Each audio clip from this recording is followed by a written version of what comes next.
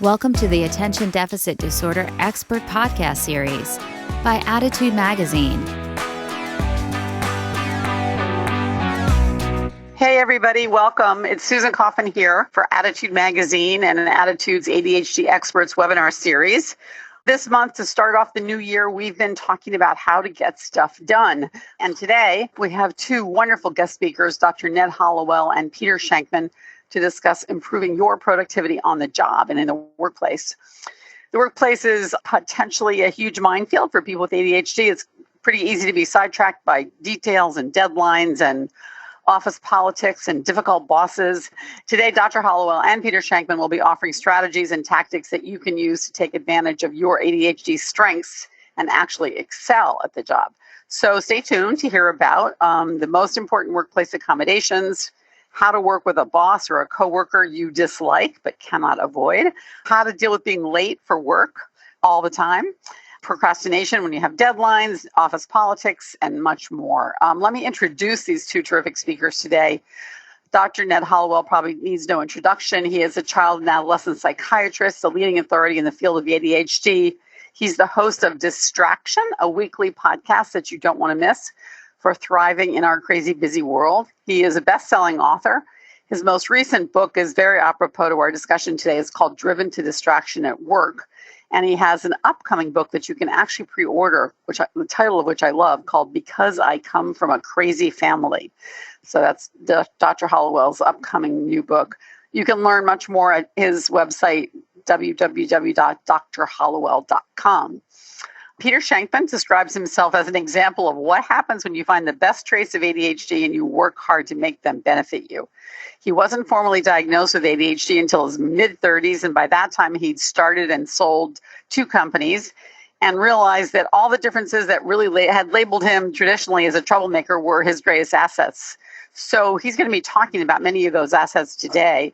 His Faster Than Normal podcast and the best-selling book of the same name, that's Faster Than Normal, came out recently, and it's a podcast that you really shouldn't miss. He can be found at fasterthannormal.com as well. So with that, let me welcome Peter and Ned and thank them again for being here today. Thank you, Susan. Good to be here. You want to start it off, Ned? Okie dokie. What is the most important workplace accommodation for those with ADHD? And Peter and I will go back and forth, so I'll give you my answer to that question, and then he can give you his answer to that question. The most important workplace accommodation for those with ADHD, in my opinion, is finding the right job. It's not, getting a partition put up, or it's not getting the right lighting and all that kind of stuff. And it's so obvious, but a lot of people with ADD are simply in the wrong job, and all the accommodations in the world aren't going to do what finding the right job could do. You don't want to spend your career trying to get good at what you're bad at. You want to spend your career doing what you're good at. So the most important accommodation is finding the right job. Yeah, I agree with Ned on that regard. I mean, when I started my career, I had one job at America Online, and they let us work any way we wanted. I founded the newsroom there back in the 90s, and they let us work any way we wanted. And when I moved back to New York City and took my second job, all of a sudden I had to punch in, and I had half an hour for lunch, and I had to be at my desk at this time, and it felt like Russia. I'm like, this is not okay. And I realized that for me, the best job, the accommodation that worked best for me was really going out on my own. Now, not everyone has that opportunity. Not everyone has that sort of. Some people can't just pick up and leave. But the question is, what can you do? And Ned's right. What can you do to find a job and find a situation? I mean, you're spending the second most amount of time in the world in your life at your job, right after your home and family. So you want it to be something that you don't hate to do every day. You don't want a job just to make money for when you're not at your job. Are you in the wrong job or just one adjustment away from happiness? I'll start with that. It's interesting. I remember when I was in that second job, for the longest time, I went back and forth. It's like, is it me? Am I doing something wrong? Why am I so miserable? Why isn't this working? And, we go against the grain, society or whatever the case says, you have to have a job, you have to sit at your desk, and you're not supposed to be happy. It's supposed to be work. They're not supposed to be fun. And I think that the hardest thing for some people, was for me anyway, was to accept that, work can be fun. And the problem is that I was not doing what I was supposed to be doing, thus I didn't enjoy it. right? And so for all the adjustments in the world wouldn't have changed the fact that the very job I was doing was not enjoyable to me. And so I think that people have to ask themselves, is this something that I love? It's very easy to say, oh, my ADHD, my ADD doesn't let me, I can't focus. Maybe the job just sucks. Maybe you just don't like what you're doing. And if that's the case, maybe it's time to look very hard internally at, hey, maybe I should be doing something else. Yeah, before you go looking for a new job, you do want to see if you could adjust your current job in such a way that you would find it rewarding. And I have a way of describing you should spend as much of your work time as possible at the intersection of three circles. One circle is what you love to do. Another circle is what you're really good at doing. And the third circle is what someone will pay you to do. So where those three overlap, I call it your sweet spot. That's where you want to spend as much of your work time as possible, doing what you like to do, what you're good at, and someone will pay you to do. This one's awesome. Can I start this one out? What should I do if I'm late for work all the time? So I can list like 5 moments in my life where my life like fundamentally changed. And one of them was when I realized that there was absolutely nothing wrong with going to bed earlier. I have a 4-year-old daughter, and I'm a single dad. And I put her down at 8 o'clock, and I am probably asleep by 8:30. It has probably the single most fundamental thing that's changed my life is going to bed earlier. Because what happens when you go to bed earlier is you can get up earlier, right? I'm up by probably 4 a.m. and I'm not forcing myself to get out of bed. I'm rested. I'm out of bed. I have time to exercise before she wakes up. I have time to get myself settled, right? That even if you just give yourself an extra half hour, the difference between leaving the house rushed and chaotic and leaving the house calm, caffeinated, having time to make sure you have everything you need is just probably one of the biggest game changers in my life. And that I discovered that by going to bed earlier. I get that. And it is, I don't remember the last time I left the house late. It's try it. Just get to sleep earlier. And you're not missing anything. Trust me. I've been doing this for 4 years. I've not missed one cool night or, haven't missed a party or anything like that. It's game changing. Yeah, this is a real common issue in the world of ADD being late. And the solutions are painfully obvious. You'd have to be a brain dead not to see the solutions. The problem is implementing them. And I think this is one issue where you really need to work with another person. Could be a spouse, could be a coach, could be a therapist, but doing it on your own is all but impossible. It's extremely unlikely, unless you're lucky, that you'll come up with the solution. So what Peter says, get more sleep, that's a great one. Get out of bed earlier, leave your house earlier. All the self-care stuff that we all know is good. It's really a matter of implementing that. And I think if you work with a coach or someone else who can just set up the structures so you will enact the obvious solutions, this is a very solvable problem. But my goodness, people get fired. People with ADD get fired because they just can't solve this problem. So you take it seriously, and if you do, you'll solve it. I'll add one thing to your comments that, in terms of working with someone to get this done, don't downplay or don't forget about the technology that has evolved in the past 10 years. And what I mean by that is, almost everything in my house is automated. The lights in my bedroom start coming on automatically around 4 a.m. They slowly come up. The blinds start opening, right? My coffee maker turns on automatically. All these things, all this technology I've been able to use has really sort of streamlined the process for me, right? So there's a lot that, anything that I need to bring with me, I use a device called a Tile. And a Tile allows me to track from my phone where any of my devices are in my apartment. Where's my phone? Where's my keys? Where's my whatever?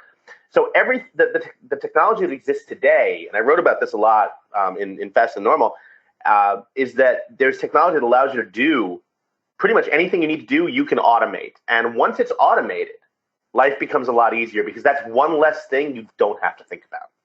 And in the morning, obviously, you're thinking about a billion million things, to be able to dump a bunch of those away and not have to worry about them is game changing. How do I deal with procrastination in the face of deadlines? Well, this is another very, very common problem in the world of ADD. Most people don't understand the root cause. And the root cause is, twofold. Number one, in our world, the world of ADD, time is fundamentally different. There are basically two times in our world. There's now and there's not now. So if you say to someone, the paper is due next Wednesday, not now, and it's just gone. It leaves your brain because it's not now. So what you end up doing is waiting until not now is almost now, and you're on the brink of disaster. And then in a panic, you get it done. And that's the second reason for procrastination. Without knowing it, you're self-medicating, because when you panic, your body puts out a lot of adrenaline. And adrenaline is chemically very similar to the prescription medications we use to treat ADD. And so people who say these meds are dangerous, well, you're taking a version of those meds every day, courtesy of your adrenal gland, and you'd be dead without it. But these megadoses that you get in a panic help you focus. And that's why you'll find people with ADD drawn to high stim occupations. A brain surgeon, don't worry, they pay attention in the OR. They have trouble with the paperwork afterward.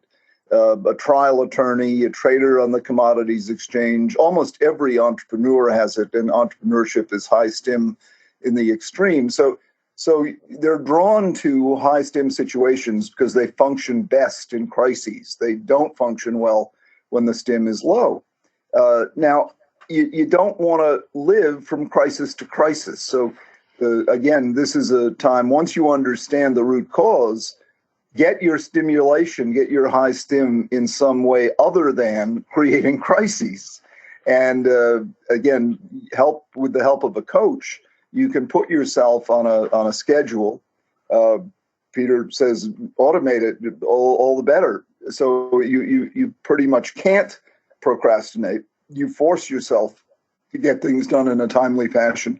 But until you understand the love affair you have with crises and the good feeling you get from that adrenaline, it'll be hard for you to break the habit. That makes a good point. I would also add to that the fact that the concept of soon, for someone with ADHD, the concept of soon is not an actuality. Soon is not real. Soon, if you give me a project and you say, okay, Peter, I need this soon. I'm like, great, I'll start working on it immediately, until someone else gives me a project and says they need it soon. And then your project's going to go by the wayside. So the number one thing I request from all my clients or my corporate clients or whoever I'm working with, give me a deadline. If you tell me something's due by Thursday at 2 p.m., I'm going to have it to you by then. If you tell me to get it to you when I just have time, you are never going to get that project. The other thing I recommend is, before you have to sit down and do something fundamentally difficult for us, which could be, TPS reports or expense reports, whatever the case may be, something that, you would procrastinate for, get a hit of that dopamine, that adrenaline, from a stimulation that's not related to procrastination. So for instance, my thing is exercise. My thing is skydiving. I'm a licensed skydiver with over 500 jumps. I'll bring my laptop to the drop zone. I jump at the ranch in upstate New York, and I'll bring my laptop to the drop zone. I will jump like 2 or 3 times in a row, and I'll take off my gear. I'll sit down in a corner of the drop zone, and I'll write 10, 20, 30,000 words, right, in like the next 3 hours without taking a break, because I am so high on the dopamine, serotonin, adrenaline, all those chemicals running through my brain from those skydives. Find what excites you. I won't go into a meeting without running up a few flights of stairs first. Something very basic, just to get that brain chemistry changed a little bit. What should I do when I'd rather stick a pencil in my eye than follow the boss's orders? This is again another common issue. Nobody likes to be told what to do, but people with ADD particularly don't like to be told what to do. We have a built-in pushback mechanism if someone tells us what to do. If you have a boss who is like that, you might want to have a conversation with him about how to get the best out of you. Remember, bosses want to get the best out of you. And I think too often employees, because they're afraid of getting fired, don't bring up these issues where, but if you say to your boss, I could deliver more product to you, I could give you a better day's work if you treated me a little bit differently, then he might be willing to do that. Other than that, recognize this is a point of vulnerability for you, and try to, my description of ADD, you've got a Ferrari engine for a brain with bicycle brakes. Well, work on those brakes. You're not going to get anywhere by pushing back on a boss when he tells you something, when he tells you to do something. Just, say, sure, boss. And I know that's anathema to us with ADD. We have a really hard time doing that. And we're completely inept at kissing up to people. But if you can curb your pushback, you can't tell me what to do kind of response, and learn a little bit of diplomacy, it could save your job. Yeah, I'll take it a step further. Ned makes a really valuable point there. Diplomacy, I subscribe to the Tony Stark theory from the movie Iron Man, which is basically the premise that, say yes, smile, be very polite, and have a plan to kill everyone in the room. Actually, that might be the James Bond theory. Either way, my belief is that, if you are working for someone, they have you there for a reason. If you can give them what you need or what they need from you, right? You can ask them, look, I know that the way I work might seem unorthodox, but I'm going to get you exactly what you want the way you want it. Is that okay? If they say yes, you're golden. If they don't, you can give it to them the way they want. And you have to ask yourself, is it worth the craziness that it's putting you through? Is it worth do you really want to be in a place where you feel like you want to stick a pencil in your boss's eye every day? Again, this is the kind of thing where something as simple as taking a walk around the block or walking up a few flights of stairs can change your breathing, can change your mindset, can give you a little bit of chemistry that you need to sort of not start your day with a manslaughter. How do I navigate office politics even though I hate doing it? This is a little bit similar to the previous question, and it does require a little bit of modification of your natural tendencies. This is probably why Peter and I love being self-employed, because we don't have office politics. Oh yeah, I don't. First thing on my resume, I do not play well with others. I'm happy to admit that. Well, it's most people, do have to navigate office politics in one way or another, and you don't have to be a complete hypocrite. You just have to learn how to bring up touchy topics respectfully, at the right time, in the right place, respecting privacy and respecting boundaries, and understanding that other people are not as forthright as you are. Other people don't really like to be told the truth. They don't really want to hear tough stuff. So if you can get coaching from a colleague on how to be diplomatic, on how to deal with that difficult person, or just watch and see how other people do it and then try to do likewise, it's worth it to create a safe environment for yourself, if possible, at work. I would suggest also to, we have a tendency as ADHD, we have a tendency to speak first and then think later. Be very aware of what you're saying. I have a system in place in my office. My assistant, when I'm responding to an email that I'm angry about, my assistant actually hears me. She calls it typing with purpose. She hears me typing with purpose and will disconnect the router before I'm able to send whatever angry email I'm about to send. So the best advice in that regard, when you're dealing with email, at least, when you hit reply, delete the reply to name. Delete the name of the person you're replying it to. Keep the email address out of it until you've had a time to reread the email you just wrote, because chances are it's going to be really snarky, and that can come bite you in the ass. Let's face it, we can be incredibly passive aggressive in the office, and incredibly passive aggressive over electronic mediums as well. Every time I get an email where someone's angry at me and they say, as per my previous email, I know that what they're really saying is, as I said before, learn to read, bitch. So you need to be very aware that people, they know what you're saying, right? You think you're being all passive aggressive and they don't get it. They totally get it. And so the best way to avoid that, just take a deep breath, take the reply address out, read what you wrote, and ask yourself if you get pissed off if you read it coming from someone else. Same thing when you're talking to people. Just walk away. I would take it a step further and say, never, never, never use email to transmit emotion, particularly anger. Never send angry emails. If you want to bring it up in person. Use what I call the human moment, which is almost disappearing from modern life. Use the human moment instead of the electronic moment. It is. I've seen so many problems be made so much worse when people resort to email to try to work it out. You really should sit down face to face and talk it through. The one caveat to that is if you're already angry, don't storm into their office. No. Give it some time. Time. Use those breaks. Do not storm into their office. Absolutely. All right. What's next?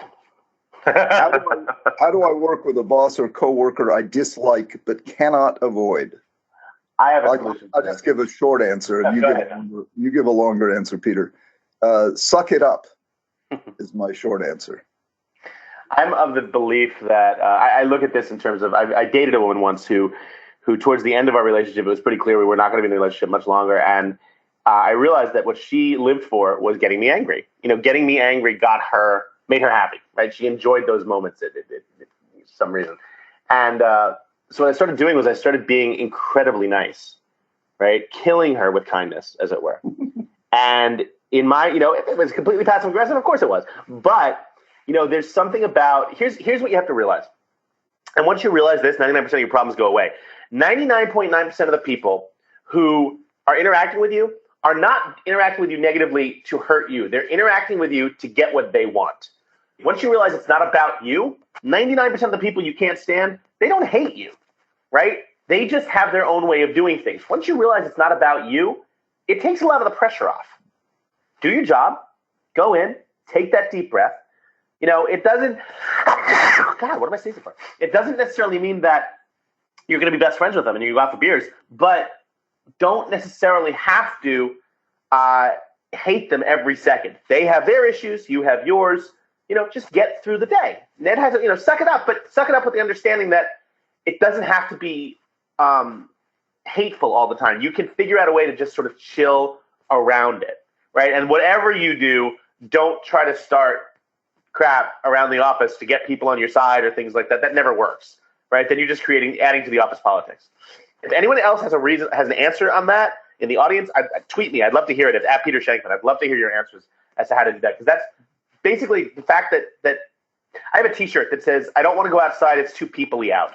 And I pretty much live by that. If in a perfect world, I would interact with my cat and a bunch of computers. God, Peter, talk about hell. That would be my idea of hell. Oh, no. Put me on stage in front of 20,000 people. I'm incredibly happy. Put me on stage.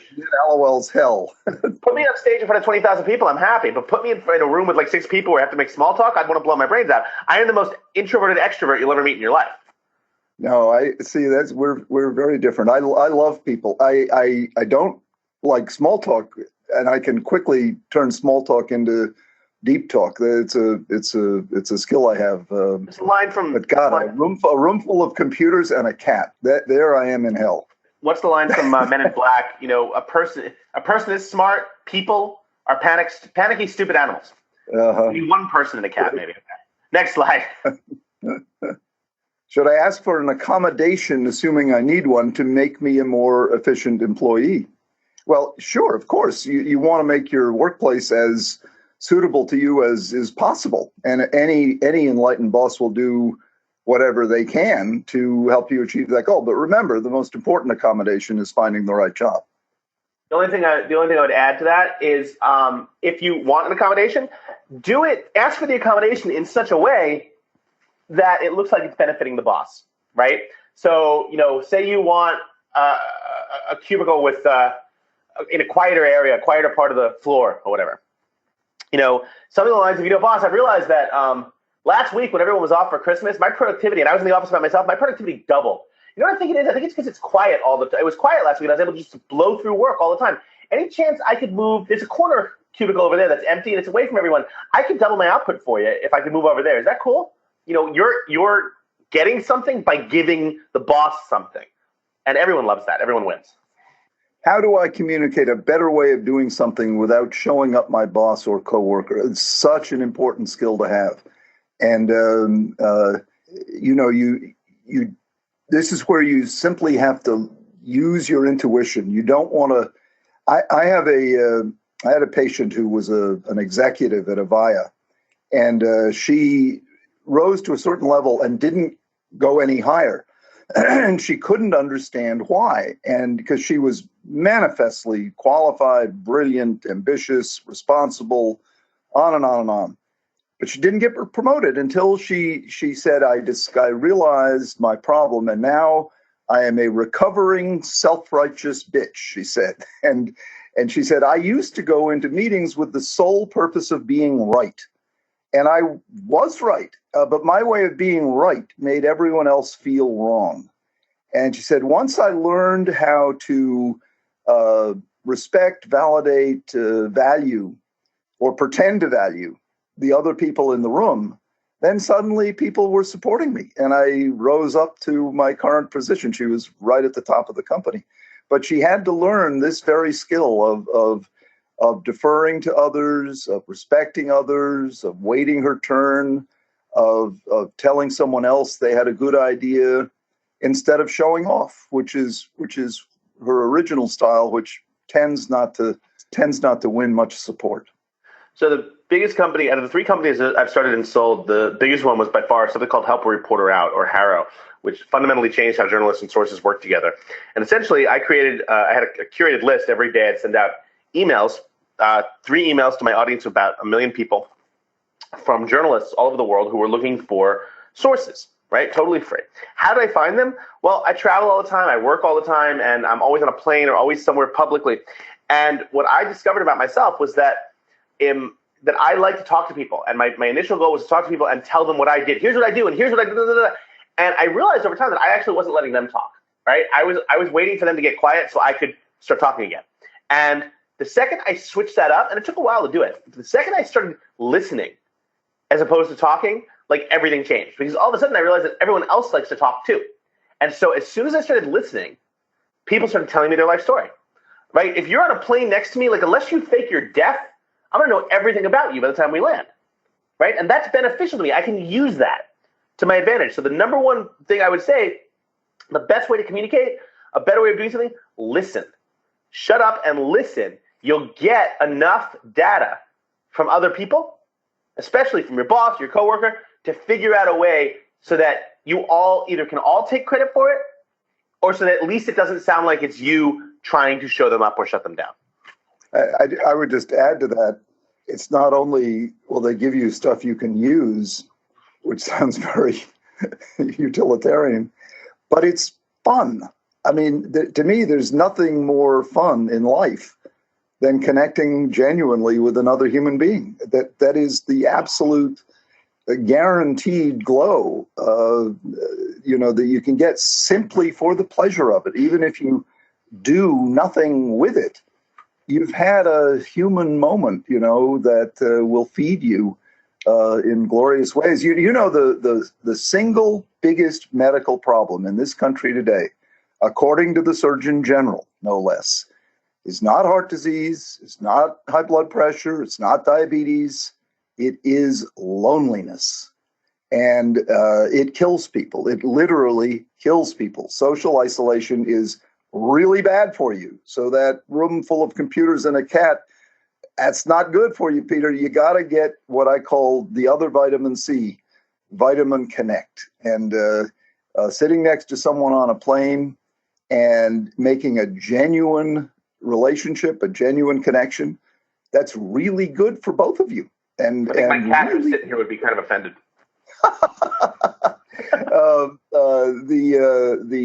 The beauty of this vitamin C is it's free, it's fun, and it's infinite in supply. The only problem is people don't get enough of it. They don't take it seriously enough. It's the most vital ingredient to a long and healthy life. And, there's a ton of research proving that as well. Probably right at the top of the list is George Vaillant's grant study. That's the longest longitudinal study ever undertaken in terms of what makes for the best kind of life. And the answer is absolutely hands down clear. It's love, and love in its various forms, can be affiliation, attachment, what have you. But the single word that a lot of people dare not utter is love. Love really is the answer. I feel like we just entered into a bad Broadway show. Next slide. A bad Broadway show. You and I are on the same exact page. I think it's a song like out of what was it? What's the Beatles song was "Love Is the Answer." The Beatles song, love is all we need. Love is the answer. But the Jacques Brel is alive, well, and living in Paris. One of the finale was "All We Need Is Love." You're too much of a New York cynic, Peter. How do I put my best foot forward when I don't believe I have a best foot? Now, this is another common ADD issue that most adults with ADD don't realize how good they are. Because of what's happened to them growing up or what have you, they see themselves, and it may be their dirty little secret that they never talk about, but they see themselves in a far less favorable light than the rest of the world sees them. And so it's hard to put their best foot forward when they don't think there's all that much good about them. And again, this is why it can really be helpful to have a therapist, to have someone who is trained and can point out to you your positive attributes and then help you learn how to embrace them instead of embracing the bad things about you. And unfortunately, a lot of adults with ADD, when they're alone, they just think about the bad things. And not only is that unpleasant, if not downright agonizing, it makes it hard to advocate for yourself. It makes it hard to go to a job interview and present as someone else would want to hire or promote. Yeah, I agree with Ned in that point. At the end of the day, I'm my own worst critic. I mean, I have really bad what's called imposter syndrome, where I believe it on any given day.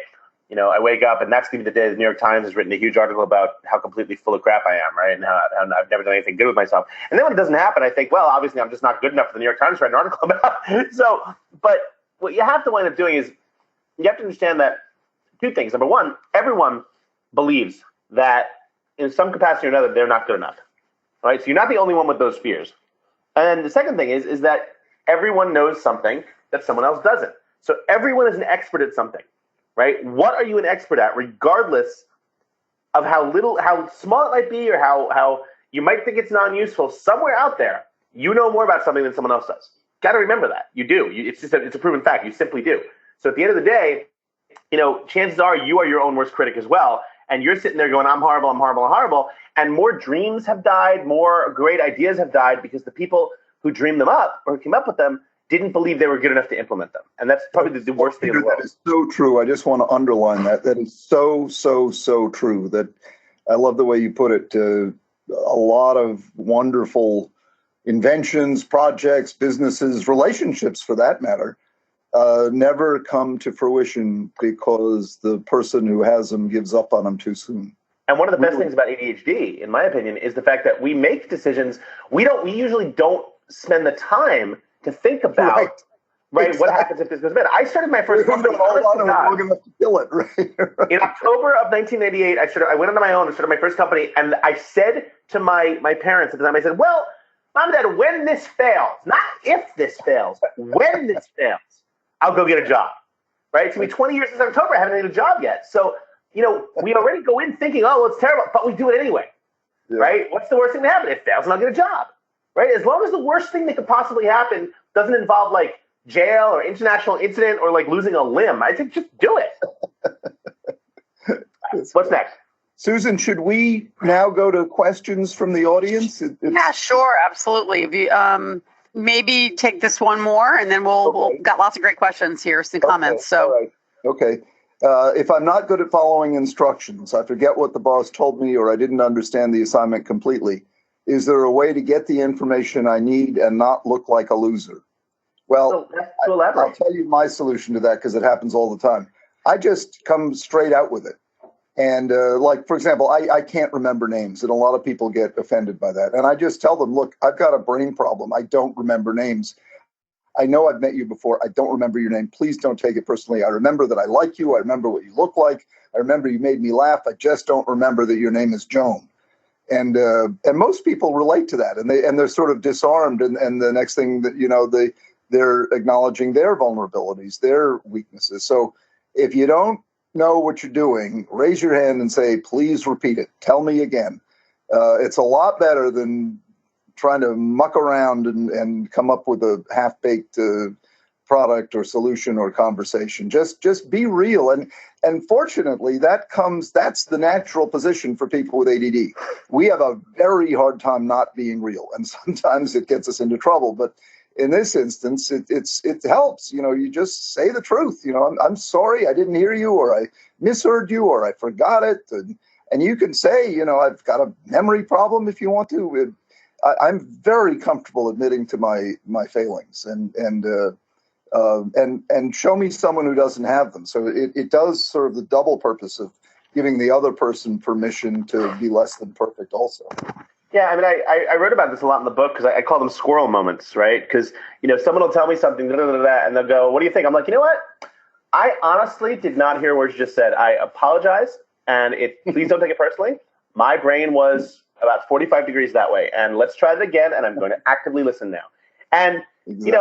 More often than not, they'll laugh. They'll be like, okay, so Peter, they'll say it again, right? But, but again, don't use it as an excuse and not try to work on it. I mean, in the perfect world, you're also trying to prevent that from happening more often than not, right? Another thing I find also is I have I use Google Keep. It's similar to like Evernote, and I keep it on my phone. And the second I know that someone's giving me instructions or whatever, I pull out Google Keep and I start recording it. Even if my brain goes sideways, I know that I have it on audio, and I can use it again. It's the equivalent of, like, I guess, pulling out your notepad back in the 50s. Yeah. So you guys are getting a great personal response. I want to say that I've rarely seen this in a webinar. So, for example, I have a comment here that says, hey, Dr. Hallowell, my cats have actually helped me learn to calm down despite my ADHD. Yeah. That's what I'm talking about. I like that person. Yeah. And someone else says, I don't know either of you, but I'm guessing that Peter's getting a good dose of Vitamin Connect with his 4-year-old daughter. And Thank you. Some of us may get more connection with fewer relationships than in small doses than connecting with many people. So, let me just say that you're reaching your audience. They're responding really well. There's a good amount of people on Twitter commenting as well. Jake Levinson, Pat Carroll, all these people. Yeah. So yeah, good stuff. Let me just tell you a quick story, Susan. When I ran an inpatient unit at the old Massachusetts Mental Health Center, which was an amazing place that I actually write about in the new book. It's both a Harvard teaching hospital and a state hospital, so it combined the high academic standards with the mission of taking care of the indigent mentally ill. And one of the first things I did when I was running the unit was I bought a cat, and that cat, against the advice of the chief administrator, who was worried about all the problems it might create, that cat became the best therapist on the ward. It was these schizophrenic patients who couldn't relate to a human being. They loved the cat. The biggest problem was persuading them not to overfeed it. This cat became a blimp, and that cat, Mr. Fenwood was his name, was the best therapist we had. That's great. So don't think I don't love cats. They are special. Paula says, this webinar is hands down the best I've ever listened to, while also taking notes, playing solitaire, and writing in my diary. So one thing that I'm seeing here is many questions about whether or not one should tell one's manager that they have ADHD. That is a serious dilemma for many people, and there are probably 15 questions along those lines here. So comments? Let's tackle that, because that's how this webinar came about. Because that's how this webinar came about. One of your Peter people wrote about it. and voiced his opinion, and I disagreed. So, Peter, go ahead and give your opinion on this topic. Yeah, I mean, the problem I have with because the article that came out in the magazine was essentially don't tell. And I took offense to that because my premise was like, we're not sitting there going, we have stage 4 Ebola, get away from us, we're going to kill you. We have something that, if managed correctly, whether through, styles of living, elimination of choice, things that I do, or medication, whatever works for you, if managed correctly, it can actually be a tremendous, tremendous benefit. You give someone a Ferrari or a Honda, they're going to choose the Ferrari. As long as you know how to drive that Ferrari, you're going to go really, really fast and rock it. If you don't know how to drive, you're going to smack into a tree. So, to be ashamed or afraid to share that you have ADHD, in my opinion, does a disservice to the people who have it and are actively trying to benefit from it. Explain to your boss that, look, FYI, I have ADHD. So what does that mean? It means I have a faster brain. It means that I've taken steps to make that faster brain work for me. So sometimes you might see me with headphones on for 8 hours. It means that I'm deep in focus, and just let me work and I'll get a bunch of stuff done for you, right? It means I'm going into deep work. It might mean sometimes you might find me in the break room. I'm actually working, because I just needed a place where it was quiet, whatever the case may be. Explain to them that you work differently, but working differently does not mean that you're working less than at the top of your game. And that's a huge distinction. Yeah, as you know, Peter, I've spent my whole career telling people that if they manage it right, ADD is an asset. So I'm 100%. I think it's a wonderful condition if you manage it right, and it can be a horrible curse if you don't. So, but my opinion about the workplace is simply a practical matter. Most people in the world do not understand ADD at all. And if you say to your boss, I have ADD, most bosses will think it means you're unreliable, you're scattered, you're undependable, you won't follow through, all bad stuff. They're wrong, of course, but that's still, sadly, is the public perception. So what I advise my patients to do, what I advise everyone to do, don't use the term ADD. Just talk about what you're good at and bad at. So I'm bad at organizing, punctuality, conforming, what have you. I'm really good at ideas. I'll work harder than anyone. I'm loyal as a dog. Talk about target qualities. I have trouble in meetings because, I'm usually thinking about something else. All I'm saying is don't use the word ADD. As for shame, of course not. Don't feel ashamed of it. My God, I'm proud of it, as proud as can be. But most people don't get that. So I just don't want to see someone penalize themselves because of someone else's ignorance and prejudice. When they come out and say, I have ADD, they instantly turn off, 3/4 of the room and unfairly. So instead, just talk about, in plain English, don't use words like ADD. Just talk about what you're good at and what you need help with. And that you should bring that up. Just don't summarize it under the heading of ADD. So there's a comment here from someone who says, I shared with a colleague that I have ADHD, and now she's overly empathetic toward me. And she's always commenting on my desk being messy. I have too much on my plate. I feel like just stabbing her with a pencil, she says, to your point. Has anyone else who's shared having ADHD in the workplace, please go ahead and post how that went for you. Because, someone else says bosses often only know ADHD from popular culture. So right. So the premise is your job. It can be to educate them, and not by words. Educate them by showing how awesome you are in the workplace. And also to the person whose coworker now is overly empathetic, that Sheila, go sit down at your desk. Go do your job, Sheila. Right. I'll do me. You do you, Sheila. Go. No one wants your cookies. Take your cookies away, Sheila. Go over there. Right. Okay, we're not signing another birthday card, Sheila. Go back to work. Some real practical questions are coming in here. For example, can you talk a little bit about procrastination and how to deal with avoiding the tough task at hand? Avoiding procrastination. I mean, for me, again, it starts at the beginning of the day. I'm up super early. I exercise first and foremost, and that could be anything. For me, I get on my Peloton bike every morning, do an hour and a half on the bike. that gives me enough energy right there to sort of tackle. And I don't know if this is scientifically proven. I'm not the doctor on this webinar, but I do know that when I exercise first and foremost, and then I sit down to tackle something I didn't want to do last night, I tend to have a lot more energy and ability to focus on it and get it done. So I'm not sure if that's dopamine or serotonin. That you absolutely are in a much better position to do anything if you've exercised first, no doubt about it. So for me, that's how I tackle, if I don't want to do something, I go hit the gym for an hour, I go hit the bike for an hour, I go for a run, something, and I just get it done. It's a great idea. I've just trained, I have some mottos that I sort of live my life by. One of them is never worry alone. And so, I urge people to do that. But as far as procrastination, the motto is do it now. I mean, I'll just stop what I'm doing, whatever it is, and just do it now. Make the phone call, order the product.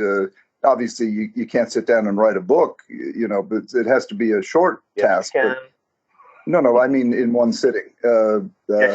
Unless it's a lousy book, but I wrote that's the normal idea. What? No, I'm sorry. You do that. But the idea of do it now is a good principle for people with ADD to try to embrace. Also, never worry alone. Yeah, that's great. Brian says, by the way, my boss knew I had ADHD before I did. Don't think people around you don't know something's up. So to your point about maybe better off to just sort of discuss it. And also Paul says, to your point, Ned, I heard a good rule. If it takes less than 2 minutes, just do it right now. Right.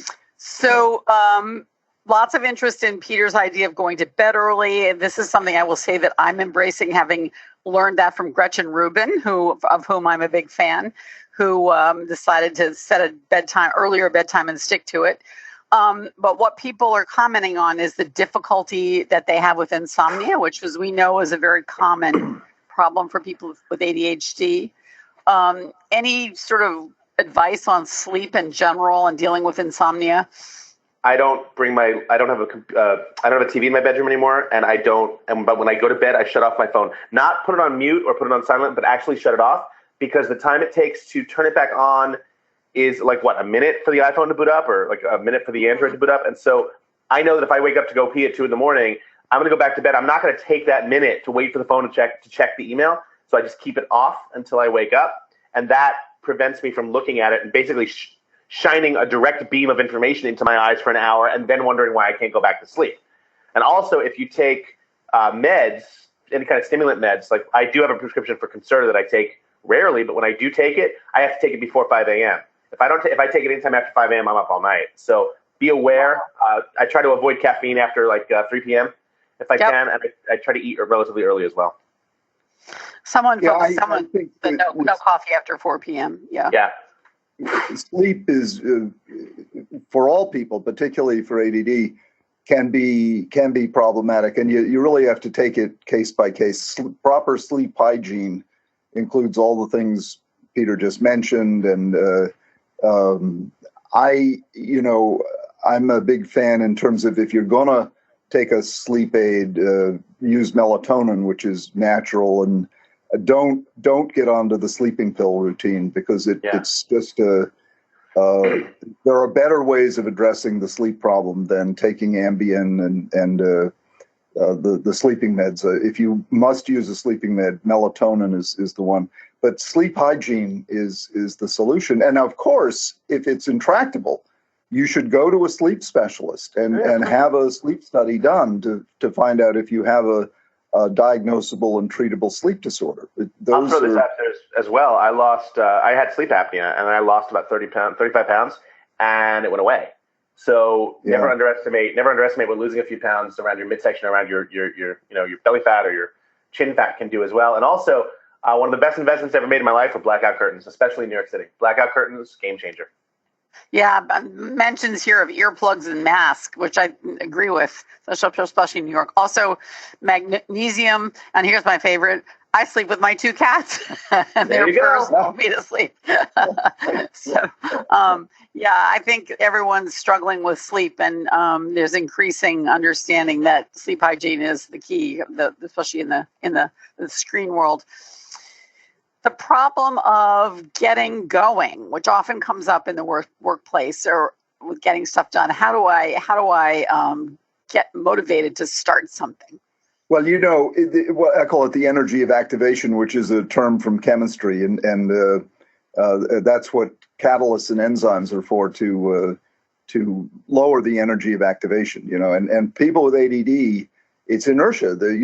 I have one adolescent patient, and I call him Mr. Lump, because that's what he wants to do. Just said he laughs. He loves me calling him that.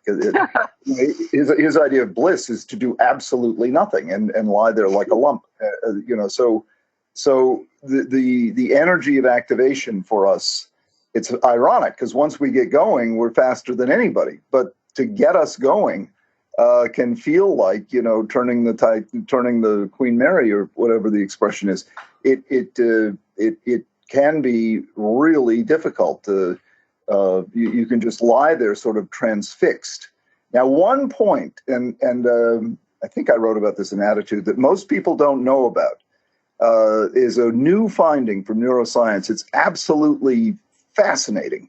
And this is proven with fMRI, watching the brain in action.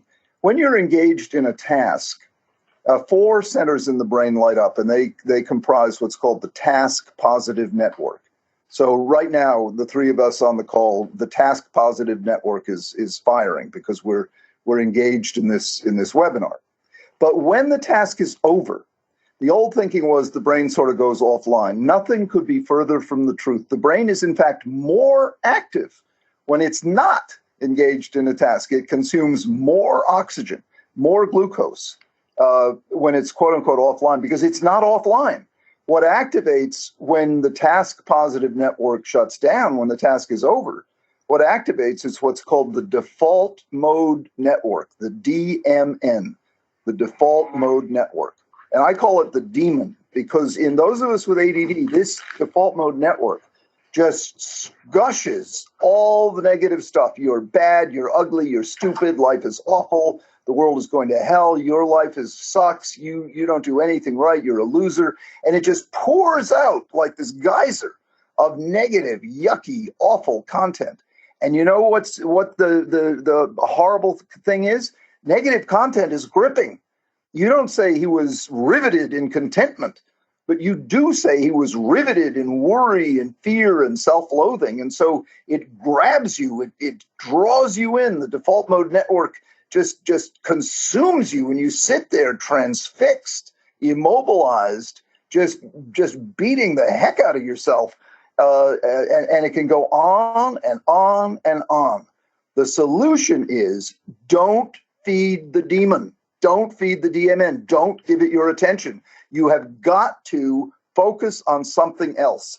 And the one thing that is always with you is your breathing. So if there's nothing else to focus on, if you can't do a crossword or talk to someone, focus on your breathing and make it a complicated enough breathing pattern that it requires you pay attention to it. When you pay attention to that, you shut the demon off you're not feeding it with your attention any longer. And it is an incredibly powerful tool. Number one, to understand what's going on. This is not reality. This demon is distorting reality, and it's gripping you because we are transfixed by negative content. And that you can control it, not by doing psychotherapy, but by simply focusing on another task. And the breathing task is always there, ready to be focused on. So really important point that most people don't know anything about. Don't feed the demon. Don't feed the DMN. When that mode gets activated, focus on something else to turn on the task positive network and shut off the default mode network. I would just add to that, because there's not much that can be added to that, but I would say that that at that moment is when I throw on my running shorts and go and do a Central Park loop. Run a few miles, because I need to physically change that chemistry. It was great. So we are out of time, and just one last question, which I think is a great way to end. And it is, can you talk a bit about the assets, the great stuff that comes with having ADHD? Oh, I can. Go for it. So I have written 5 books, 3 of which have been bestsellers, including my last 2, which have been written entirely on airplanes, and not over the course of like 50 flights, Zombie Loyalists, which was my second bestseller, came out in 2015, and it was 2016, I remember. And it was I had 6 months to write it, and like anyone with ADHD, I did all the research in the first 3 weeks, and then immediately forgot about it for the remainder of the 6 months. And with 2 weeks left, my publisher called me and said, "Hey, where's the book?" I was like, "Oh, it's almost done. It's perfect." I hung up the phone, and I hadn't written a word. I booked a round-trip flight in business class to Tokyo on United Airlines, leaving the next morning. I got on the plane at 10 a.m. I wrote the door closed. I sat down with my laptop and my headphones and my power plug. I wrote chapters 1 through 5 on the flight to Tokyo.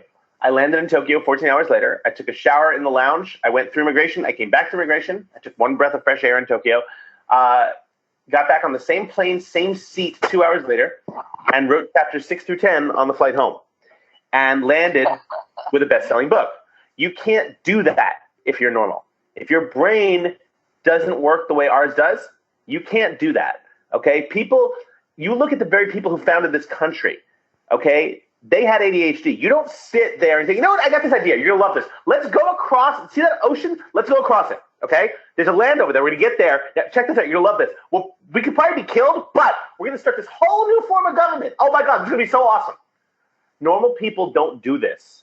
Embrace the fact that you have that faster brain. Embrace the fact that you think differently. Normal is boring as hell. Normal will kill you, right? ADHD, I'm thankful every day that I have this, every single day, because I guarantee you that all the success I've had in my life, 99% of it can be traced back to busting my ass and having ADHD. Nancy says, no kidding, that is not normal. All right, I want to thank you both so much. This has been really fun and a lot of great tips. I don't get a chance to comment on that. Go ahead, do it, Ned. Go for it. Yep. Never mind. I just, it is, I think it's, aside from all the achievements, it's also, important just to accept yourself and enjoy who you are. In order to do that, though, you may need to get some help in terms of how to manage it, because as great as ADD can be, it can also be a terribly, terribly crippling condition. The prisons, the addictions, the unemployed, all of it can really, really negatively impact a life if the person doesn't know how to manage it. So by all means, embrace it. But part of embracing it is to make sure you've learned how to make it work for you and not work against you. Once this diagnosis gets made, careers get saved, marriages get saved, lives get saved. So I think we make a mistake to simply talk about it as something that's wonderful, because there are a whole lot of people out there who are suffering because they haven't learned about it and haven't learned how to manage it. If you do learn about it and do learn how to manage it, then the sky's the limit. Then you can achieve your wildest dreams, and it's a great thing to see. That's great. And I'll finish with a comment from Chris, who just posted, "I am totally thankful for ADHD now that I have mastered and harnessed it." So there you go. To your point, yes. Ned, and thank you to both of you. This is a terrific webinar and lots of fun. Have a great week, everyone. Bye. Thanks, guys. For more Attitude Podcast and information on living well with attention deficit, visit attitudemag.com. That's ADDITUDEMAG.com.